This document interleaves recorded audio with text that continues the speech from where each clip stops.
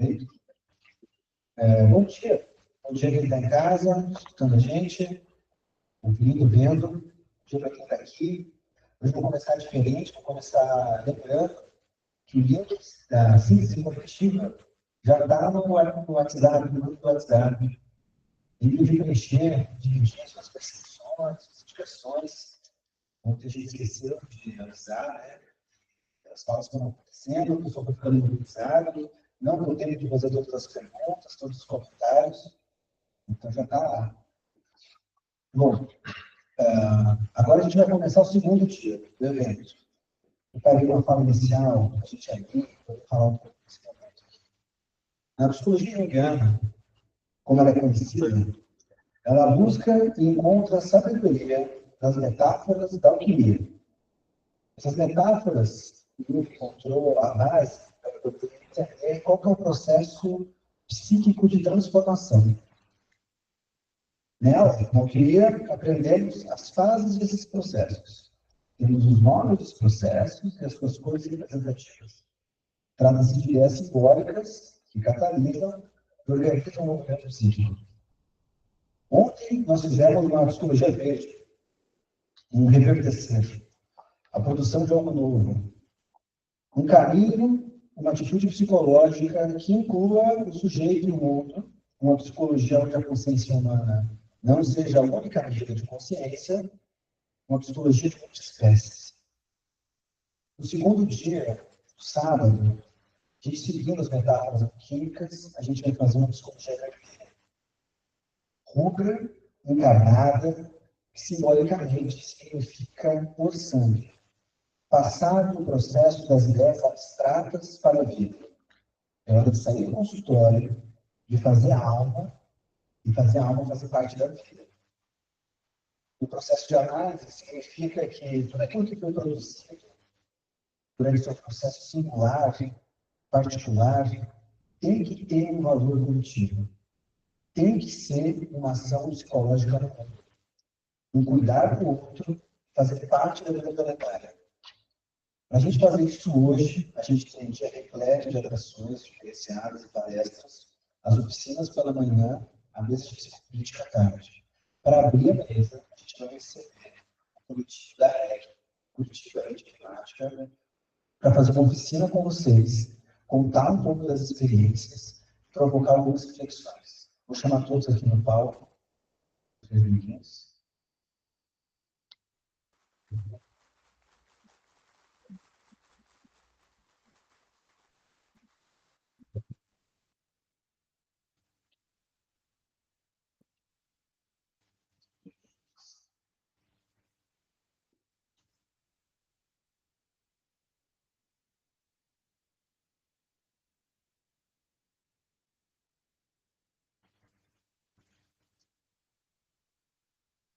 Oi, pessoal, bom dia. Vou mostrar o microfone. Dá para ouvir? Não. Não é? Vocês estão ouvindo, pessoal? Então, uma vez estar aqui, agradeço a oportunidade, agradeço a Rede que está aqui comigo. Eu sou a Ana Natal, eu sou psicóloga clínica da minha clínica online Processo em Movimento. A minha abordagem não é junguiana, eu sou da logoterapia análise existencial, mas eu trabalho com todas as outras abordagens também, sempre estudando. Recentemente fiz um curso de psicologia, com o Gustavo, que vai ter a palavra aqui logo em seguida, que me apaixonei também, está abrindo muitos caminhos, você está fazendo parte de processos muito importantes, né, pessoal. Também sou antiprofessorista, estou articulada com o movimento da Nordeste Colonial, aqui de Curitiba também. Sou dançarina e pesquisadora do corpo no Coletivo Erótica, grupo de dança aqui de Curitiba, poetisa e, mais recentemente, ativista temática, né, por um processo disso. E como eu estou fazendo a fala introdutória aqui da REC, eu acho bem significativo compartilhar como que eu cheguei na REC ainda esse ano, né? E chegar na REC foi um fruto, assim, do que eu tive cultivando dos meus movimentos de vir uma agente, ser uma agente da pauta ambiental, né? Isso começou lá no ano passado, a partir do meu processo de descolonização. E aí, nisso, eu trouxe alguns livros que fizeram parte disso, que é o Descolonizando Afetos, da Geni Nunes, né? A Indígena Guarani, a Terra Dá, a Terra Quer, do Bispo, O Bem Viver, de Alberto Costa, e a gente citou também ontem, né? Sonho Manifesto de Cidade da Ribeira. Então, são livros que eu super indico e que estão fazendo parte dessa jornada. E aí, eu queria comentar como esse movimento, essa escolha de estar no coletivo, né, na luta, aí, fazendo ações, é fruto também de uma crise. E é nessa crise que eu vou abordar na minha fala de hoje. Assim. A crise existencial diante dos problemas ambientais, de acompanhar as notícias, de estar mais consciente, amadurecendo, né, o meu conhecimento, tendo vivências, inclusive, na parte clínica, né, tive a oportunidade de atender gente aqui no Rio Grande do Sul, quando aconteceu tudo no ano passado também. Então, assim, escutar pessoas, principalmente, né, os povos originários, os quilombolas, com quem eu tenho buscado aprender, foi, assim, uma catarse muito grande e gerou um conflito muito grande dentro de mim, né? Porque até então eu nunca tinha levado a sério a pauta ambiental, nunca tinha dado um valor existencial mesmo para o meio ambiente, né? Porque eu faço parte da grande massa que está fragmentada, está alienada, que está doente, pela forma de se fazer e de ser na sociedade. Então, assim, muito focado em sobreviver, pagar os boletos, trabalhar, né? E sair do próprio umbigo é muito difícil. Né? Ainda mais numa sociedade que reforça diariamente que você tem que ser um indivíduo, individualizado, você. E a gente fica muito nesse discurso, né? Individualista. Então, assim, além de mexer nisso, também tenho um medo de entrar em contato com temas muito sensíveis, né? Afinal, a gente continua estuprando a nossa mãe terra, matando os nossos povos originários, condenando ecossistemas e também estamos lá postando fotos sorrindo no Instagram. Assim. É assustador entrar nessa dimensão mais profunda do ser, essas emoções e realidades que custam muito a vida, né? Então, foi a maior crise da minha vida. Assim. Repensar como eu habito, como eu me relaciono com a Terra, e também me fez entender que tipo de relação é possível da forma que a gente se organiza como sociedade. Cada um no seu quadrado, né? Cada um no seu apartamento, concreto. Sair da individualidade não é fácil, e aprender a ser coletivo é mais difícil ainda. A crise ela vem muito desse enfrentamento também, de escutar, de se relacionar com as dores, com as angústias, com os desconfortos, e se olhar e ver em si também aquela podridão do egoísmo, do individualismo, das exigências, das violências, né? E, então é muito difícil se permitir viver esse processo, porque você entrar nas sombras, né? Você literalmente mexer na merda, que é você sendo consumista, é você que não faz a gestão dos seus resíduos, é você que está ali na inércia diante de coisas que você sabe que está errado. Então, ver a sua própria versão colonizada e desmatada por dentro é um horror que poucos querem passar. Então, é muito comum as pessoas preferirem se anestesiar no mundo virtual, no consumo, de viver as loucas aparências. Então, assim, a gente vive num sistema que não quer aceitar essas dores. Né? Então, assim, por quê? Porque a gente tem que produzir, a gente tem que ser eficiente, a gente tem que estar em constante felicidade. Né? Uma força, assim, esse sistema traz essa força, um conceito incoerente de paz. Então, assim, entrar nesse conflito é evitar de todo custo. Então, assim, mas através dos conflitos que a gente pode ressignificar nós mesmos, que a gente é no mundo, inclusive. Então, assim, são os conflitos internos que geram essa energia para criação de si e criação que está à sua volta. E é assim que a gente vai criando as possibilidades do dia a dia, inclusive. Então, o sofrimento, ele é necessário. É uma coisa que a gente esquece, né? A gente tenta evitar, vamos esconder o sofrimento, não vamos falar disso e tudo mais. Mas ele é muito valioso. E a gente tem que falar das mortes do ego, a gente tem que falar do lodo sujo, a gente tem que falar da merda toda que faz parte da gente, né? E que a gente não pode pegar ou esconder. Né? E também gosto de pensar que é da escuridão que essa gente brota. Né? Então, faz parte desse processo. E aí, trazendo um pouquinho do Viktor Frankl, do sentido da vida, e como o humano ele é movido pelo sentido da vida, mais do que pela vontade de prazer, mais do que pela vontade de poder, é o sentido que nos orienta existencialmente. Né? Então, toda essa crise, ela também vem do processo de perder esse sentido, porque, e é extremamente angustiante, né? A gente está sem sentido, assim. Mas é exatamente, de fato, isso que precisamos perder, né? Como sociedade, pessoas, criar essa ruptura com esse sistema que nos alinha, que fragmenta, que nega a realidade, né? Então, assim, tudo em troca de uns trocos, não é mesmo?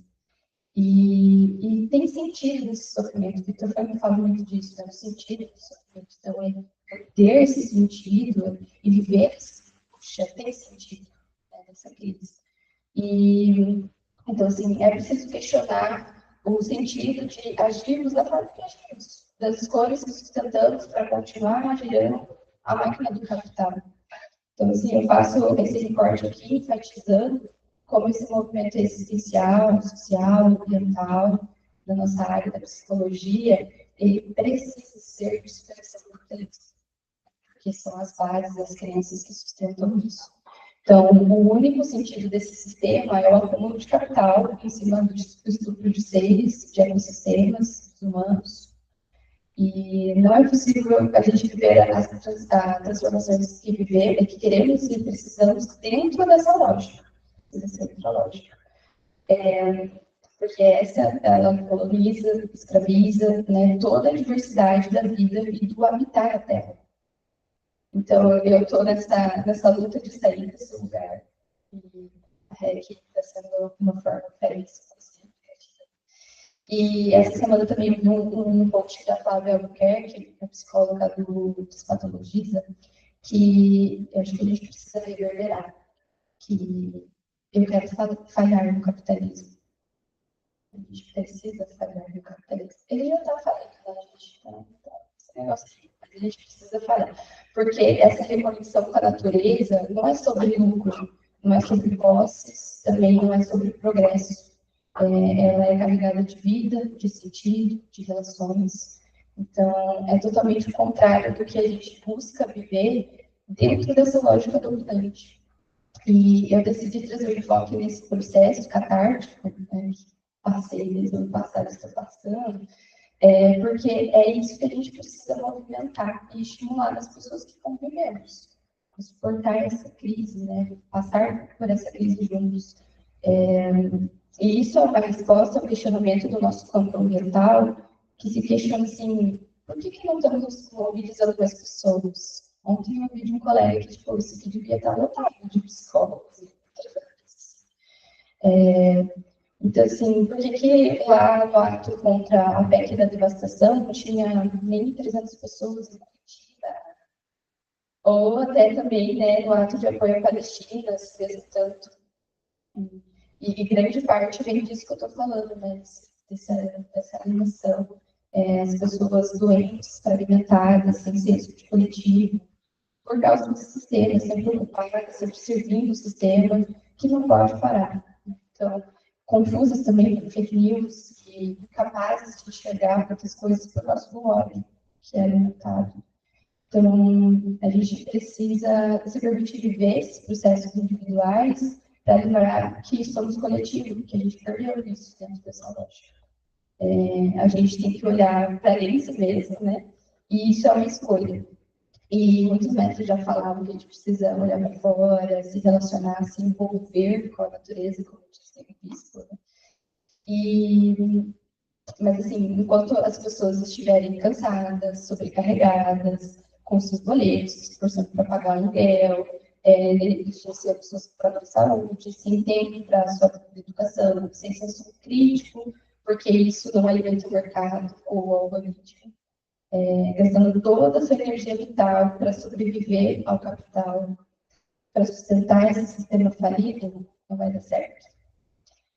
Então, nos manter o que nos adoece mentalmente, fisicamente e espiritualmente, nos coloca nesse estado de exaustão. As pessoas estão cansadas para lutar contra a lógica dominante, e isso é uma realidade que a gente precisa, como também psicólogos, se atentar. Então, isso é um movimento político que a gente precisa entender, porque é um movimento de base, é os fundamentos sociais, é a garantia de direitos, de dignidade, e não só para o ser humano, né, mas para com a vida.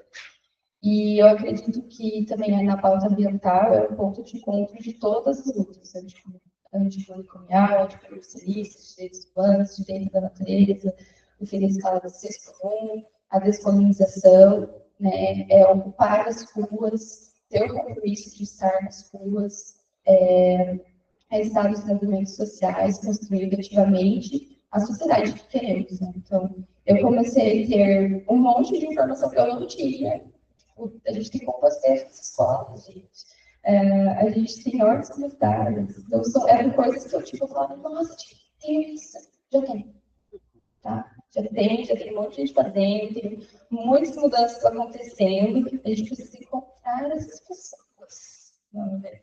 Então, assim, é no coletivo que a gente esperança, né? Nas atitudes, nas relações. Então, a ansiedade climática que eu vivi por muito tempo, né? Ela tem um tratamento e é ação.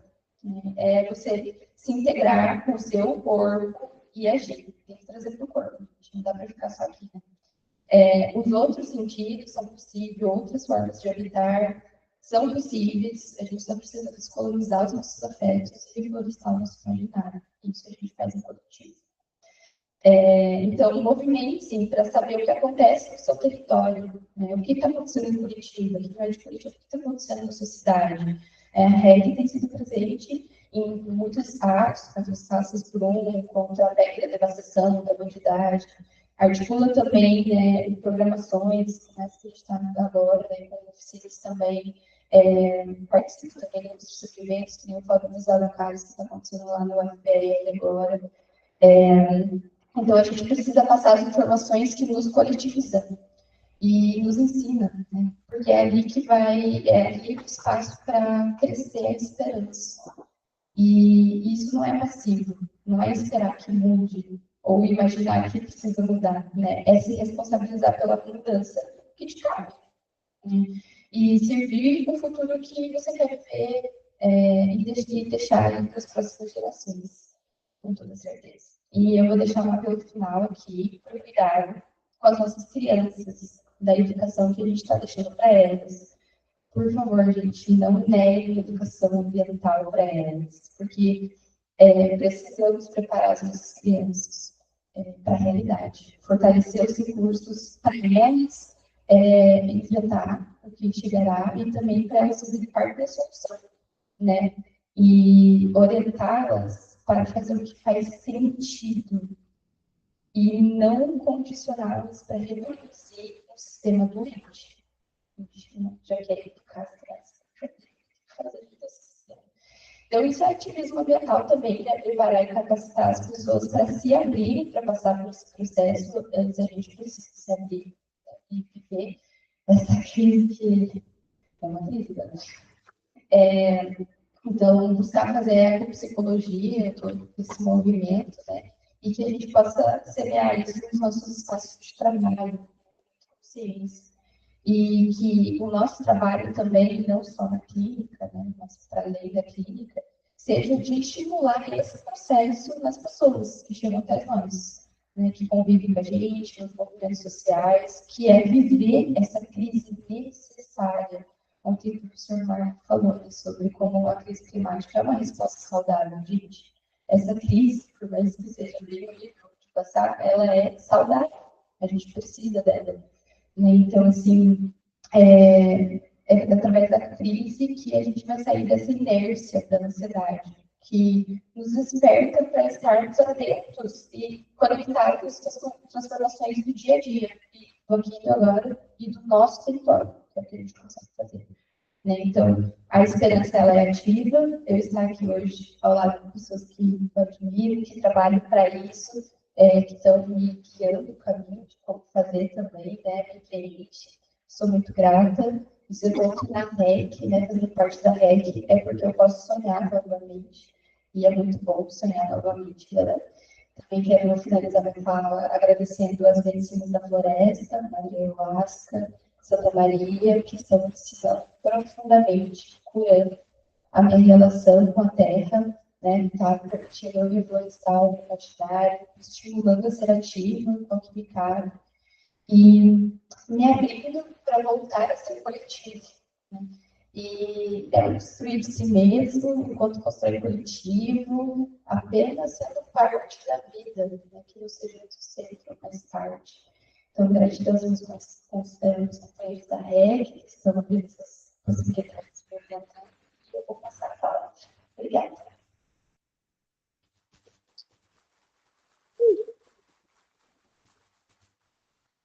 Conseguem me ouvir? Amanda, linda essa fala. Muito gostoso estar aqui com todos vocês. Eu vou pedir ajuda para controlar o tempo. Você pode bater no meu braço por 10 minutos, 10 minutos? Obrigada. Então, pessoal, bom dia. Meu nome é Carolina Eiffel, autodescrição. Eu sou uma mulher branca, de olhos azuis, cabelo liso, peso, estou usando uma roupa escura. Eu sou advogada socioambiental, especialista em engenharia e gestão ambiental, ativista climática e tenho orgulho de ser uma fundadora da Rede Curitiba Climática, a REC. Meu primeiro contato direto com o ativismo ambiental aconteceu em 2020, no auge da crise hídrica que estava enfrentando em Curitiba. Para quem mora em Curitiba, vai lembrar, né? Época bem difícil.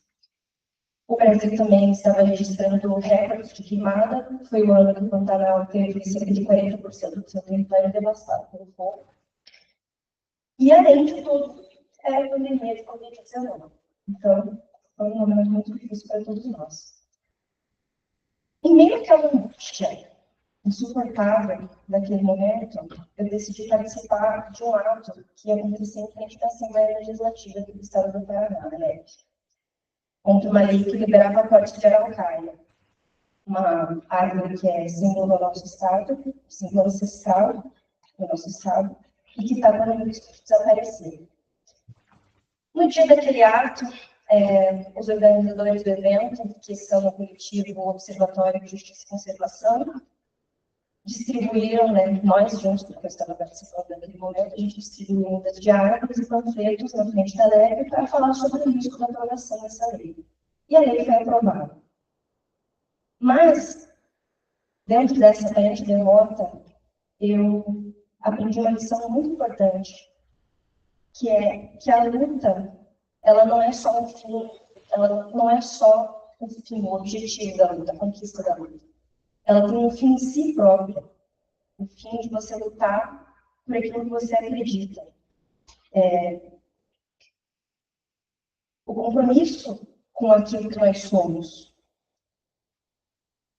Então, também naquele dia, eu encontrei pessoas que mudaram meu caminho, porque elas estavam formando um coletivo com foco na pauta climática, voltada especificamente para o território de Curitiba. E foi assim que surgiu a Rede Curitiba Climática, na época ainda sem nome. Nesses 5 anos, eu tive contato com comunidades vulnerabilizadas, com empresas, com o poder público e com inúmeras pessoas inquietas diante da crise ambiental. Todos esses encontros eu percebo sentimentos recorrentes: indignação, frustração, impotência e sofrimento. Chamamos isso de ansiedade climática. A angústia de saber que já não temos um ambiente ecologicamente equilibrado. Esse termo do direito, inclusive, é um direito fundamental da Constituição, artigo 125, todos temos direito a um meio ambiente ecologicamente equilibrado. Apesar de termos o direito, nenhum de nós aqui tem acesso a um ambiente ecologicamente equilibrado. A crise se agrava a cada dia e ainda assim nos sentimos incapazes de mudar. Então, esse é o meu conceito de ansiedade climática. É como viver no filme Não Olhe para Cima. Ver a catástrofe se aproximando, enquanto a vida segue normalmente. Esse paradoxo adoece, traz tristeza, insônia e sensação de isolamento. Grande parte desse sentimento, aliás, grande parte desse sofrimento nasce de um sentimento de culpa. Uma culpa que, na verdade, não é nossa. Costumo até repetir, e eu já estou cansada de ouvir, que a humanidade está destruindo o planeta Terra. Isso simplesmente não é verdade. De acordo com o Carbon Major Reports e muitos outros estudos que vocês têm uma facilidade muito grande de encontrar, apenas 100 empresas foram responsáveis por 71% das emissões globais de gases de efeito estufa desde 1988. Os gases de efeito estufa são simplesmente a causa do aquecimento global, da crise climática, da emergência climática, da crise ambiental. Então, são 100 empresas. Essas empresas não apenas exploram combustíveis fósseis em larga escala, como também pressionam governos contra políticas de transição energética e espalham desinformação, alimentando a falsa ideia de que salvar o planeta depende de atitudes individuais, como usar canudos de papel e economizar água no banho. Quando as pessoas percebem que não conseguem alcançar esse ideal ecologicamente correto, acabam se sentindo culpadas. Sem entender que, na verdade, essa escolha nunca esteve realmente em suas mãos. Seus hábitos de consumo, os nossos hábitos de consumo, eu tenho certeza que todo mundo aqui tem certeza absoluta, tem esses seus hábitos, e tanto os hábitos do dia a dia quanto os hábitos de consumo limitados à sua condição socioeconômica. Gente, eu queria morar numa fazenda autossustentável, com painéis solares e só ter acesso a transportes elétricos, mas essa escolha não está nas minhas mãos. Eu não consigo. Eu até posso escolher um ovo de galinha criada solta, galinha caipira, mas, assim, isso não vai mudar muito a minha pegada de carbono, que, inclusive, é um termo que recomendo todo mundo abandonar. Enquanto nós estamos aqui nos preocupando com os nossos hábitos de consumo, quem realmente lucra e causa a mudança climática está destruindo a nossa vida, independente do que a gente faça. Se a gente morrer hoje, o mundo vai ver assim. Finalmente vai continuar acontecendo a mudança climática por causa dessas empresas. Então, não precisam se sentir culpados. A verdade é que a humanidade não causa emergência climática. Ela é uma de suas vítimas. Ou melhor, 99% da humanidade. Entender esses dados e se livrar da culpa é um passo importante para transformar a ansiedade em ação, mas não é o suficiente. Muitas pessoas oscilam entre os dois extremos. O da negação, que o meio ambiente não é problema meu, e o desespero, é tarde demais. Nada mais pode ser feito. Nesse salto, pedem um estágio essencial, da integração, quando poderiam se perguntar: a culpa não é minha, mas qual é a minha parte nessa mudança? O que pode ser feito? É preciso maturidade para entender que, embora não sejamos culpados pela crise, somos diretamente afetados por ela. E nós, pessoas que não lucram com a indústria fóssil, e se nós, pessoas que não lucramos com a indústria fóssil, não lutarmos por nós mesmos, ninguém o fará. O governo não vai fazer, as ONGs não vão fazer,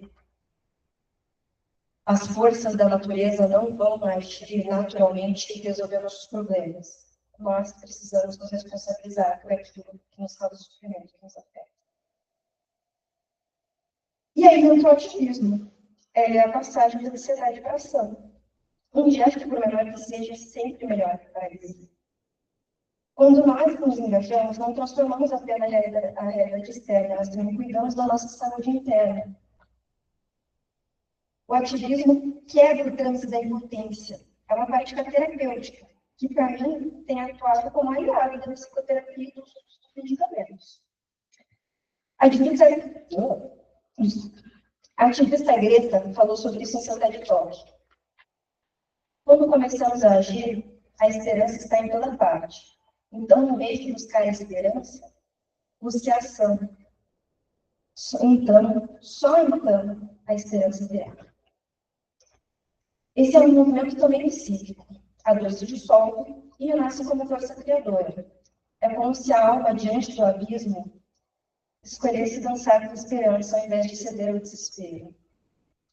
Outro efeito profundamente terapêutico do ativismo é o pertencimento. Quem sofre com a crise climática muitas vezes se sente só, como se gritasse no vazio. Mas quando encontramos outros ativistas, reconhecemos em seus olhos a mesma dor. E já não estamos sozinhos, não nos sentimos isolados e nem loucos. Porque nos preocupamos com algo que parece que não tinha só na maioria das pessoas. O Ayrton Krenak fala sobre a força do coletivo em sua obra Ideias para Adiar o Fim do Mundo. Abre aspas. Adiar o fim do mundo é exatamente sempre poder contar com mais um dia. E nesse dia, a gente vai fazer outras perguntas, vai estar junto de outras pessoas, vai pensar outras ideias. É isso que a gente está tentando fazer. Reunir condições para continuar vivendo em coletivo. Ativismo é isso. É pensar e trabalhar em coletivo para contar uma nova história. Uma dessas histórias que me marcou profundamente foi a oficina da Rede Curitiba Climática na Vila Guarulhos, aqui em Curitiba. Alguém que conhece a Vila Guarulhos? É uma das... Eu não gosto desse termo, mas é como, infelizmente, a gestão de Curitiba chama. É uma das favelas mais antigas de Curitiba e mais centrais, para quem não conhece. Ali, mais ativistas e os moradores locais criam os espaços de escuta. E a pedido da comunidade, dos moradores, das pessoas em situação de vulnerabilidade socioeconômica, nós plantamos árvores, distribuímos mais de 300 árvores ali no local. Nós melhoramos a drenagem das vielas, que eram de barro, e quando choviam, os moradores eles perdiam, às vezes, meses de trabalho de reciclagem, de papelão, papel, porque chovia, ficava com lama e as pessoas perdiam o trabalho delas. Então, nós colocamos pedras verdes e melhoramos a viela. Conectamos produtores agroecológicos do movimento de reforma agrária com a cozinha comunitária local. E impactamos diretamente cerca de 100 de moradores do Monte Sabão, aqui da região de Curitiba.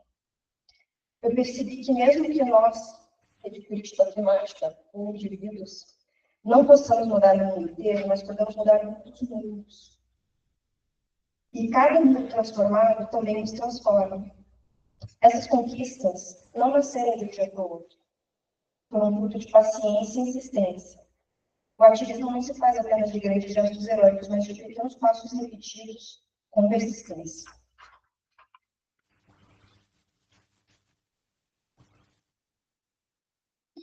Às vezes a gente acha que não está fazendo nada. São reuniões, e-mails, conversas rápidas, eventos, palestras, muita fala.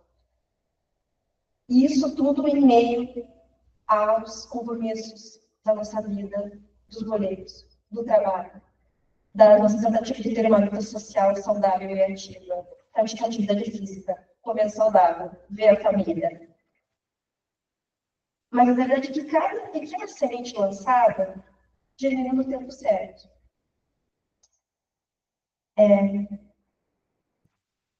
Cada conversa que a gente tem, cada troca de olhares, cada momento de encontro, são infinitas possibilidades. E cada gotinha, por menor que seja, enche um regador coletivo que mantém um jardim das nossas ações coletivas viva, verdejante. Por isso, acredito que o ativismo é um movimento psíquico. Ele transforma a ansiedade em ação, a solidão em comunidade, a sombra em esperança. Não elimina a crise climática, mas nos dá ferramentas emocionais para enfrentá-lo em nosso convívio. Nos faz lembrar que não carregamos sozinhos o peso do planeta. Em círculo, transformamos realidades locais, e cada realidade transformada é um respiro de futuro. O ativismo nos cura, ao devolver sentido à vida. Nos recorda que, em meio ao caos, sempre há algo a ser feito. Em cada ato, protesto, manifesto, grito, árvore plantada, não é apenas um ato de resistência e luta, mas também de cuidado. Cuidado com a mãe terra, cuidado com a comunidade e com a alma que habita em cada um de nós. Encerro a minha fala com palavras de Raul Seixas, que tem sido um mantra para mim desde que eu iniciei minha jornada no ativismo climático. Espero que eu não sei, né? Raul Seixas, acho que as novas gerações não conhecem mais, mas para quem ainda não conhece, a música, o refrão da música mais ou menos esse aqui. Coragem, coragem. Se o que você quer é aquilo que pensa e faz. Coragem, coragem. Eu sei que você pode mais. Muito obrigada.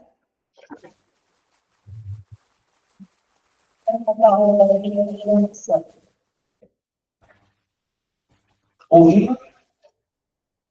Tá. Bom dia para todo mundo. Então, eu sou o Marcel. Em audiodescrição, eu sou um homem branco, de cabelo castanho escuro e barba, e sou com uma blusa azul de lã. Eu sou fisioterapeuta e também sou servidor público municipal e sou um ambulatório para crianças e adolescentes com autismo. E minha entrada assim, no ativismo climático foi relativamente recente, eu entrei aí mais no final do ano passado. Eu acabei conhecendo a REC e foi por meio, na verdade, de outro movimento, que foi o movimento da SOS Arthur Bernardes. Não sei se já ouviram falar assim. Tá.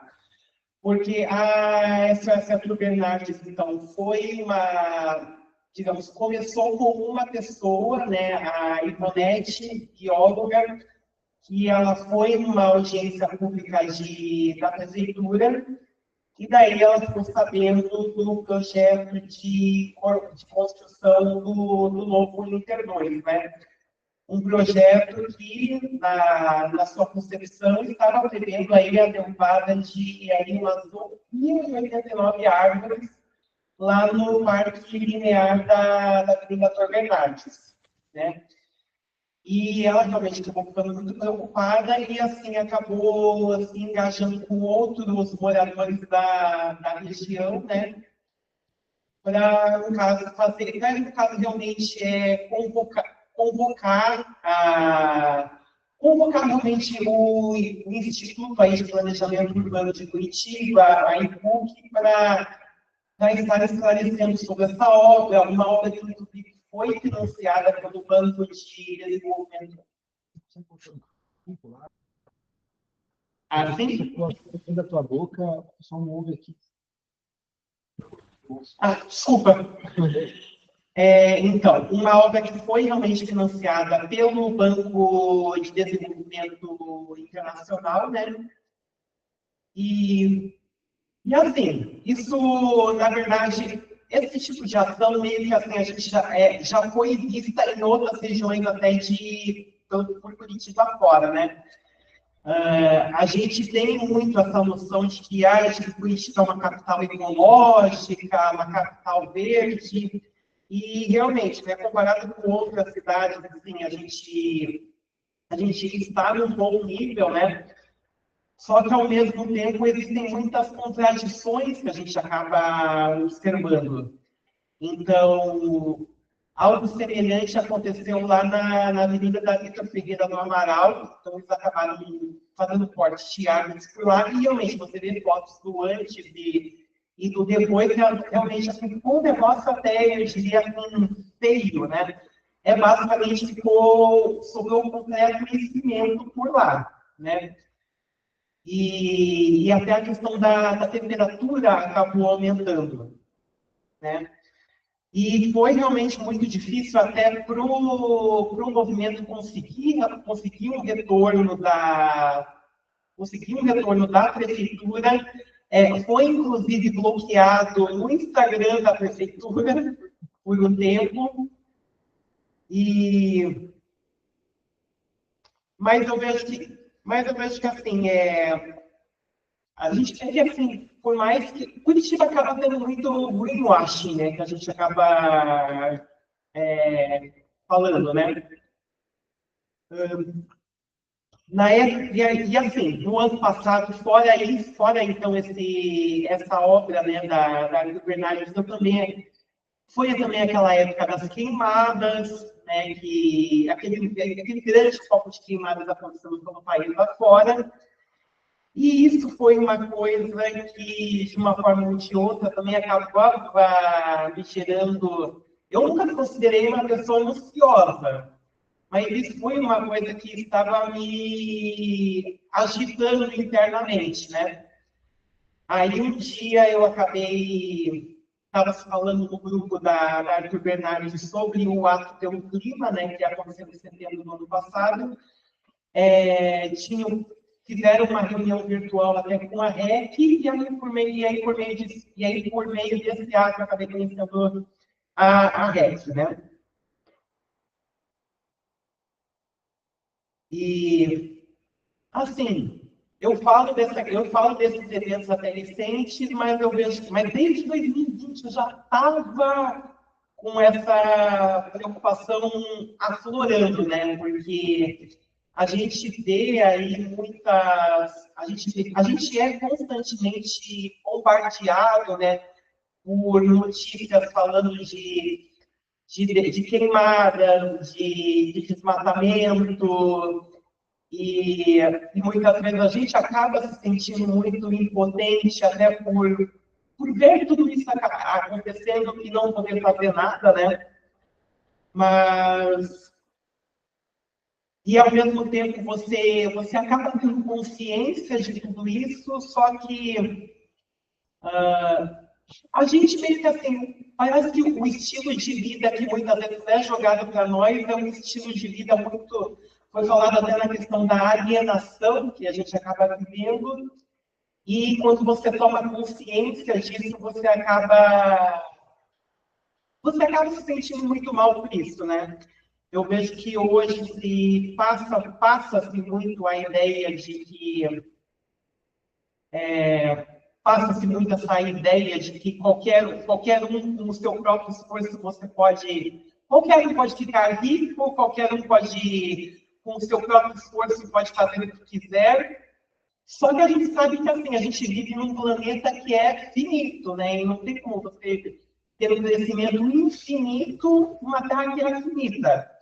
Uma contradição que muitas vezes não é uma contradição que muitas vezes não é uma contradição que muitas vezes não é enfim, não é, né? Não é basicamente escondida até por esses influenciadores, por esses coaches, né? E assim, eu trabalho, né, como eu falei, num ambulatório para crianças e adolescentes com autismo, né? E eu vejo que até as futuras gerações acabam até sendo, de alguma forma, alienadas desse contato com o ambiente, né? Então, é engajado no uso excessivo de telas, né? Então, a criança está usando o celular, acabou a bateria do celular, vai para o tablet, acabou a bateria do tablet, vai para o notebook, acaba lá o notebook, o celular carregou, volta para o celular. Então, a criança vai quicando, né, de tela para tela. E assim, né, eu tenho relatos de crianças que ficam ali 12 horas no celular, né?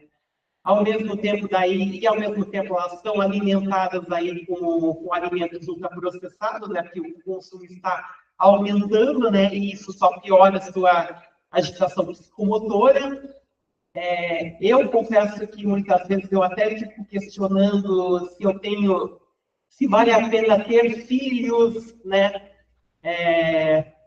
Aí quando alguém aí é quando eu falo que eu tenho dúvida, daí todo mundo fica, já fica, ai, Marcelo, tipo, qual que é o problema, né, e qual que é o problema nisso, né? Então foi com esse misto aí de sentimentos, depois eu acabei entrando para a rede política climática, né? Teve uma vez que eu até acabei, por acaso, lendo Walter Benjamin, que ele até falou que que a informação não é experiência, né? Que ela é o contrário da experiência, né? Tipo, uma anti-experiência até, né? Porque realmente, muitas vezes a gente é bombardeado com tantos estímulos, com tantas notícias e informações, só que muitas vezes a gente recebe tudo isso, só que não tem a vivência, então basicamente é como se nada acontecesse ao seu redor, né? Só que nos últimos anos, e até as mudanças climáticas, né? Então, é uma coisa que há tempos atrás era uma coisa que ficava sempre muito lá no futuro, né? Ah, tá longe, né? Só que a gente já está sentindo, né, essas mudanças acontecendo. Então, a gente vê aí dias... A gente já está experimentando, então, mudanças de temperatura muito bruscas. Então, um dia que é muito quente, daí o dia seguinte muito frio, né? E no ano passado, como teve as queimadas também, a gente sentiu fumaça na cidade, né? Só que muitas vezes as pessoas também não associam isso com a... Elas acabam vendo essas mudanças e acabam associando com a mudança que está acontecendo, né? Então, e foi aí com essa mudança, e aí foi com todos esses sentimentos que eu acabei entrando para o ativismo climático, né? A gente, pelo menos aqui na REC, a gente tem trabalhado, a gente tem buscado trabalhar em 3 vias, de alguma forma foi comentado, né? Então, a gente pensa na questão da educação ambiental, né? Então, educar não somente as crianças, né? Que é importante até as crianças, mas até os adultos, né? Então, que nem nas comunidades aí vulneráveis, porque foi falado até da situação lá da favela do Parolim, né? Eles não tinham muito eles acreditavam até que a mudança no clima é por causa da queima de resíduos da reciclagem. E aí foi mostrado que não, na verdade, isso tem a ver são outras coisas maiores, né? A gente tem também buscado trabalhar na parte de integração com outros coletivos, né? Então, que nem eu falei da Arthur Bernardes, então trabalhar aí com outros movimentos para estar pensando aí em protestos, até de repente em algum momento distribuição de mudas, de plantio, né? E também uma terceira luta que eu considero que hoje talvez seja mais difícil e às vezes até um pouco inglória, que é a parte do advocacy, né? Advocacy basicamente é ir atrás dos políticos e conversar com eles, né? Eu falo que acaba sendo uma luta até bastante difícil e muitas vezes inglória por conta que realmente o que a gente vê aí recentemente tem surgido mais políticos, mais deputados que a gente fala, e muitas vezes eles estão completamente insensíveis ao nosso chamado, né? Tanto que a gente vê aí esses projetos polêmicos aí, o PL da devastação, né? Que faz protestos contra esses projetos de lei, e muitas vezes eles acabam aprovando porque muitas vezes vem muito por conta de interesses particulares, interesses de lucro a curto prazo, só que muitas vezes eles acabam caindo, só que aí acaba caindo na incompetência de se pensar o dinheiro a curto prazo e não se ver os prejuízos que vão ter a longo prazo com isso, né? Mas também a gente pode pensar em denunciar esse negacionismo climático, né? E denunciar isso para a população e assim a população ir tomando consciência para nas próximas eleições irem pensando melhor e selecionando os políticos que de fato se comprometem com a nossa causa, né? Então e aí assim então eu encerro aqui agradecendo agradecendo aí a oportunidade de estar participando aqui. E é isso. Vou passar agora para o Pedro. Bom dia, pessoal. Tudo bem? Eu sou o Pedro. Eu sou um homem branco, de cabelos longos, de corpo castanho claro, bigode e vestindo uma roupa preta. Eu entrei na REC recentemente também, junto com, acho que foi o mesmo período que a Amanda, lá para março, abril, e foi a minha primeira experiência no movimento social, né? Eu sou formado em Relações Públicas, atualmente eu faço mestrado em Comunicação, e eu sempre fui engajado com informações, conectado virtualmente, cresci com o computador, cresci vendo várias revistas, cresci vendo muita TV, e ao mesmo tempo eu cresci muito falando com as pessoas na rua, né? Com os vizinhos, com familiares, com vendedores, ambulantes, com qualquer pessoa na rua, né? E a publicação na minha vida, já fui paulista, já fui goiano, e hoje em dia sou cristão, né? E eu acho muito importante ressaltar esses pontos, porque cada lugar traz um pouco da sua cultura, traz um pouco da sua história, e da minha infância até a adolescência, eu sempre reparava a natureza, o meio ambiente, mas mais como algo secundário, né? Eu percebi as diferenças que havia da fauna entre São Paulo, que era mais Mata Atlântica, como Goiás, que era um cerrado, mais seco, pouca vegetação, a vegetação era mais torta, e ficava só por isso, né? E conforme eu fui crescendo, tendo mais contato com informações do ativismo do meio ambiente, eu fui começando a perceber como se fosse um movimento de iluminação, né? Eu acredito muito que a ignorância é uma bênção, porque a gente se priva de algumas dores, a gente se priva de informações que machucam, mas eu acho que esse conhecimento, ele liberta, né? E eu digo principalmente isso porque nessa fase de adolescência, em que a natureza era mais secundária, e tendo contato com documentários, com as informações, com autores que trabalham nessa questão, a gente vai tendo uma dimensão muito maior que é o nosso mundo, né? Nosso mundo, como documentário, acaba sendo muito individualista, muito fechado. E nessa fase eu até virei vegano, porque eu era uma pessoa que era totalmente contra. Eu imaginava, nossa, não faz sentido virar vegano, sendo que já tem essas carnes que vão continuar matando de bois e vai estar aí. Era muito melhor comer, né? E aí, tendo contato com conhecimento, com artistas, a gente vai tendo outra dimensão, né? Não é só questão de consumo, é uma questão que você se indigna, né? Você vê uma injustiça e você quer fazer alguma coisa, né? E é muito interessante perceber que esse movimento se dá muito no sistema que a gente tem que ser crítico, né? É um sistema capitalista. E o sistema capitalista, ele é muito bom em nos colocar numa rotina de exploração, de trabalho, que naturalmente nos aliena, né? A gente acaba não tendo contato com outros mundos, com outras realidades, e até mesmo essas realidades, como eu disse, acabam sendo questões secundárias, né? E essa questão do veganismo eu achei muito importante também, porque a gente tem outra dimensão daquilo que a gente consome, né? E eu falo de consumir não só de alimento, de dieta, mas sim de consumir de informação.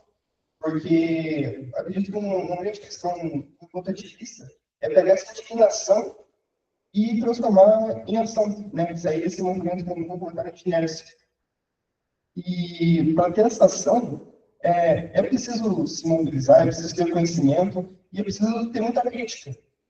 E nos dias de hoje, que a gente é hiperconectado, a gente sofre com hiperestímulos, é mais do que importante a gente trabalhar essa crítica, né? A gente percebeu como se dá esse ambiente, um ambiente muitas vezes simulado, né? Até o alimento parece que é a simulação de bolo, é o leite artificial, é a essência de churrasco, é tudo uma simulação, nada mais é natural, né? E o ambiente digital, que nos traz esse estímulo, essa artificialidade das situações, a gente tem que tomar muito cuidado. A gente é bombardeado com muita informação e a gente acaba ficando desgastado, a gente acaba ficando deprimido e a gente se coloca num lugar que a gente nunca queria estar, né? Esse sentimento de angústia, esse sentimento de ficar parado, muitas vezes vem de forma natural para a nossa geração.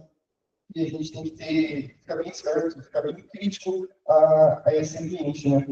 E falando nessa crítica, a gente tem que ser bastante crítico em relação a essa crise ambiental. A gente, né, em sociedade, tinha uma grande ideia que o progresso técnico ia nos levar a maravilhas, a tecnologia ia levar a um futuro maravilhoso.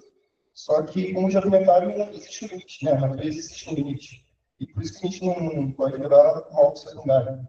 É algo fundamental, não só para as relações materiais, como de se relacionar, né? Um ambiente com mata, com flores, ou um ambiente que não é só para mulher e pedra, traz outra dimensão para o nosso psicológico, né?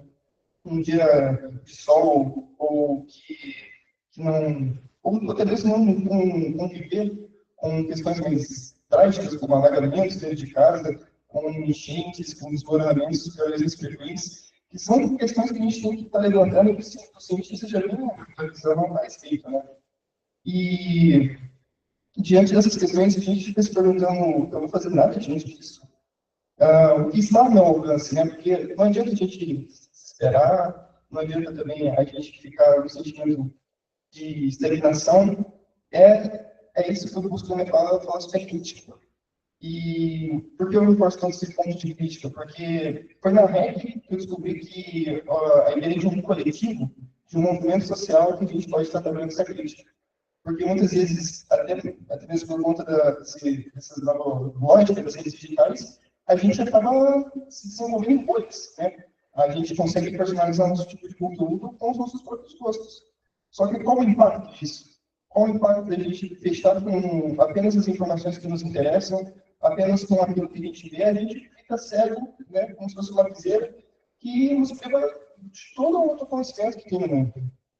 E estar no movimento coletivo ajuda muito a tirar a gente desse nosso mundinho, né, de colocar em outra percepção que expande nossos conhecimentos.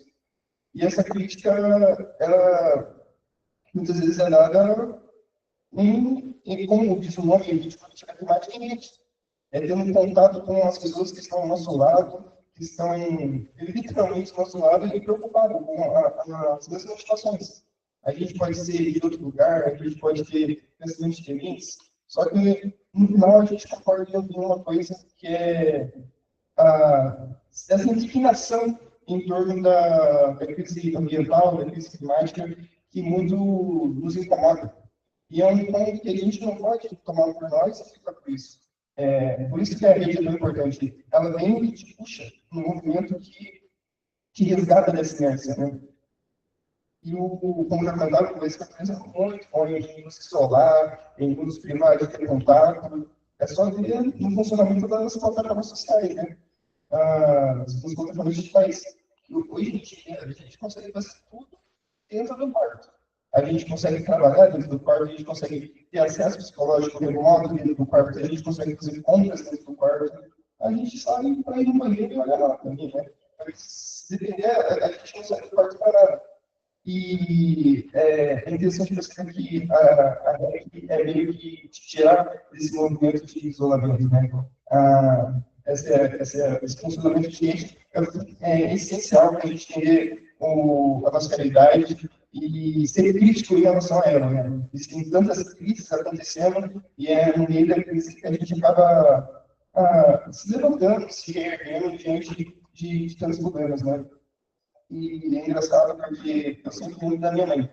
Minha mãe, ela sempre tem vários comentários, frases prontas, né? Tipo, não adianta dar um passo maior do que a perna, que é muito, muito esperto da parte dela. Só que tem um que me marca bastante, porque quando eu falo de participar de movimentos sociais, de que eu queria cursar comunicação numa federal, porque eu estava indignado com tais questões, ela falava, filho, você não pode dar só um. Eu ficava muito, você está desmotivado, como eu posso pegar essa energia e colocar em ação? E eu acho que ela estava sendo mais protetora nesse sentido, né? Porque realmente a gente não consegue abraçar o mundo. Nas redes digitais a gente percebe isso. É conteúdo infinito, a gente não vai saber todas as informações do mundo. Só que mesmo assim, mesmo eu não podendo abraçar o mundo, não quer dizer que eu não vou fazer, não vou tomar uma iniciativa, não vou tomar uma ação, né? Eu não posso abraçar o mundo completo, mas eu posso abraçar uma parte que me incomoda, né? Eu posso abraçar uma causa que está todo dia me indignando, que eu vejo como injustiça. E esse movimento social, a REC, é essencial para trazer esse sentido, né? E eu fico pensando bastante na questão da esperança, né? Porque a rede, muitas vezes, quando comentaram essa questão da flor, também falaram de reverdecer, se não estou enganado. E eu trago também uma outra analogia que abraçar uma causa social é como se fosse semear, né? Como se fosse plantar. Aí, às vezes tem dias de chuva, às vezes tem dias de sol, às vezes o sol é demais, às vezes a chuva é demais, mas você ficar o tempo todo cuidando daquela semente para um dia virar uma árvore que vai trazer frutos, uma árvore que vai trazer sol, uma árvore que vai trazer inúmeras possibilidades, tal qual você abraçar uma causa social, né? Você está todo dia ligando, você está todo dia plantando, e espero que a iluminação, quem sabe a iluminação do conhecimento, pode dar luz às verdadeiras questões, né? Dar luz às críticas que a gente tem que tomar nessa realidade que a gente tanto se incomoda, né? E aproveitando a fala que, em relação à rede, e dessa questão da semente, essa semana eu escutei uma frase em relação à esperança, né? Que a esperança ela é boa de ser servida no almoço, porque não adianta já vai ser tarde, né? E aproveitar o horário que ainda no almoço e agradecer, né, ao projeto, a iniciativa, que está trazendo questões de sábado de manhã, para tratar de questões psicológicas, questões mentais que estão presentes relacionadas à crise climática, que muitas vezes são assuntos que são tratados separados, né? A natureza de forma secundária, mas que existe um sentido junto a ela, né? E aproveitar para agradecer a todos os presentes, aproveitar para agradecer a REC também, e abrir para perguntas, se vocês têm alguma dúvida, algum questionamento, se vocês têm algum ponto a comentar. Muito obrigado.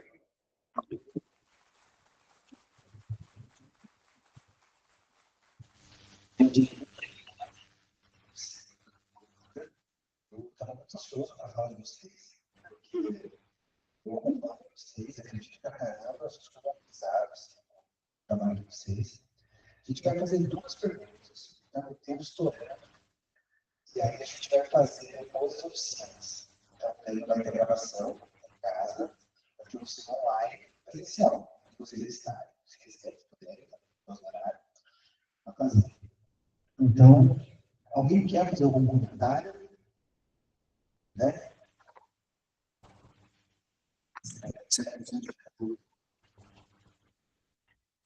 Bom dia, parabéns pela apresentação, pelo coletivo, e eu queria pegar num ponto da questão da esperança, né?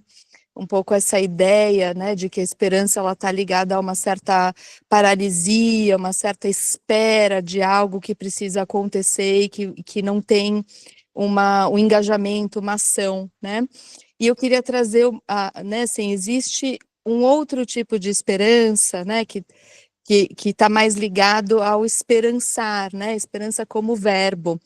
E, né, tem além de Paulo Freire, né, tão brasileiro, tão nosso, tão conhecido, existe uma teórica, né, falecida esse ano, inclusive, Joanna Macy, que ela tem um trabalho muito bonito que chama Trabalho que Reconecta, né, e uma das coisas que ela fala, né, é sobre a esperança ativa, né, sobre a esperança como um antídoto a todos esses sintomas, né, inclusive a ecoansiedade, né, de apartamento daquilo que nós somos, né, enquanto natureza. E ela fala, né, assim, de algumas etapas que a gente precisa fazer, né, que primeiro é honrar essa dor, né, de trazer essa dor para perto, estar com ela, para que assim a gente possa promover algum tipo de ação, mas não sozinho, no coletivo, né, porque o sozinho vai trazer toda uma estagnação, um burnout, né, uma sensação de solidão muito forte, e o coletivo traz esse impulso de um abraço coletivo, né? Você não pode abraçar o mundo por completo, mas você pode ser uma parte desse abraço, né? E era isso que eu queria falar e parabenizar mais uma vez. Já estou seguindo vocês agora. Já conhecia a SOS Arthur Bernardes também, mas é isso aí, continuemos, né, nessa grande rede aí, nesse grande abraço.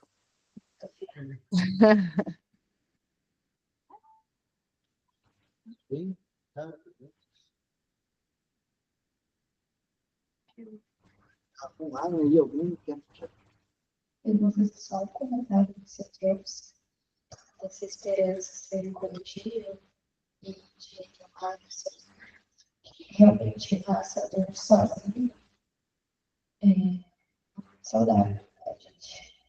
Estar em coletivo é onde a gente vive a esperança mesmo.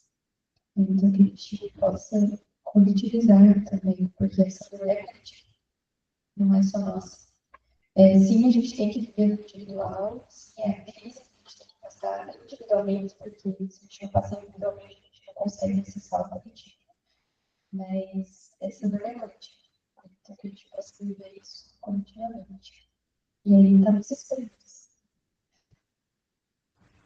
Eu vou aproveitar, então, o gancho e fazer um comentário muito rápido, que, aproveitando a rede política, climática, fazer um comentário, na verdade, bem polêmico. O Jaime Lerner tem um livro que o nome é Agricultura Urbana, e ele foi muito importante, um dos insights do Jaime Lerner para começar o movimento, que ele também fala sobre a esperança e sobre, também mais sobre o otimismo, não no sentido do otimismo sério, mas no sentido que, assim, o pessimismo, ele acaba com todas as possibilidades.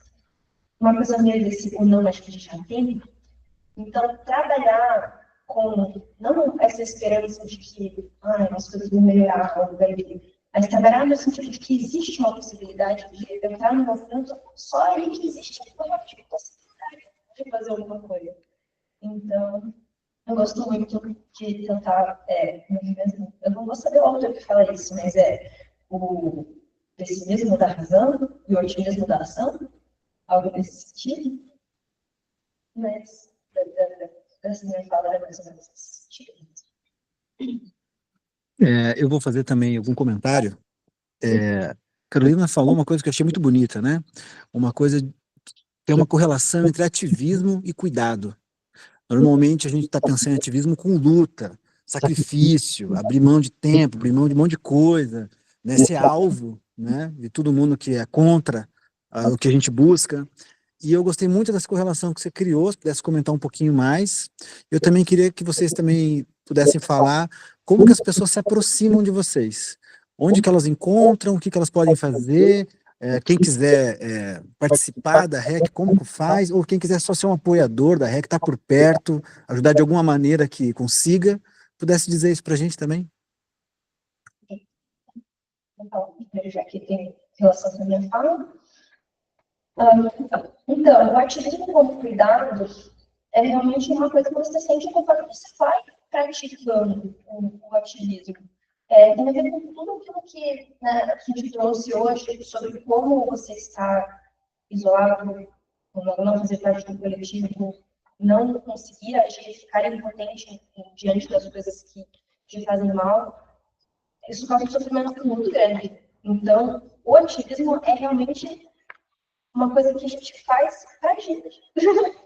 Mas acho que às vezes até mais do que porque não é o nosso, isso eu falo pessoalmente, não vou dizer para os meus colegas, mas o mundo não é nosso para a gente salvar o mundo. O nosso conceito de mundo salvo, às vezes não é o que o mundo quer, mas a gente pode ser nessa prática do ativismo, fazendo aquilo que a gente acredita, vivendo da forma como que a gente acha que seria melhor para a gente, para as nossas relações, para os nossos amigos, para o coletivo que a gente faz parte. E para fazer parte da REC, primeiro a gente entra, na verdade, muito em contato com as pessoas nos espaços físicos que a gente está. A gente tem também uma presença nas redes sociais, algumas pessoas entram em contato com a gente, sobretudo pelo Instagram. Mas a gente tem um formulário de inscrição para quem quer ser um membro ativo, né? Um ativista da Rede Curitiba Climática. No nosso Instagram tem um Linktree, que tem o nosso formulário de inscrição. Mas a gente também tem grupos de WhatsApp, que a gente participa, a gente divulga as nossas ações e sempre estamos convidando a comunidade em geral para participar e nos acompanhar. Inclusive, agora, nesse exato momento, está tendo uma consulta pública do transporte público de Curitiba, que é o transporte a maior fonte de emissão de gás de veículos para poder Curitiba. Então, o que o curitibano pode fazer, o que é mais importante para reduzir emissões de veículos para a emergência climática, é exigir transporte público de qualidade e, de preferência, tarifa zero, que é plenamente possível economicamente e é a medida mais rápida que a gente tem para fazer uma transição energética justa em Curitiba. Então, quem seguir a REC vai estar por dentro dos nossos movimentos de exigir tarifa zero. Fazer um comentário sobre o cuidado, o ativismo como cuidado, pensando nessa esfera de processo, conflito, discussões e tudo mais, de como viver os valores é um fator protetivo. E o ativismo, você está vivendo materialmente, corporalmente, os seus valores. E não tem fator de proteção maior que isso, né? Viver esse sentido. Então, você estar nesse sentido e também trazer a cura pelos vínculos, porque a cura está na relação, relação com a natureza, relação com o mundo, relação com as pessoas. E quando a gente fala também de cuidado e de isolamento, muitas pessoas têm dificuldades sociais. Então, estar no coletivo é você também trabalhar as suas questões relacionais. Então, isso também traz uma cura e um cuidado, tipo, nossa, eu posso existir com o outro, e o outro que tem os mesmos valores, que pratica os valores, que tem sentido. Então, esse cuidado, esse fator protetivo desses processos que são tão intensos e que traz essa ruptura muito forte. Então, é esse cuidado mesmo do afeto, né? Então, o afeto da vida, né? Então, é isso. Obrigada.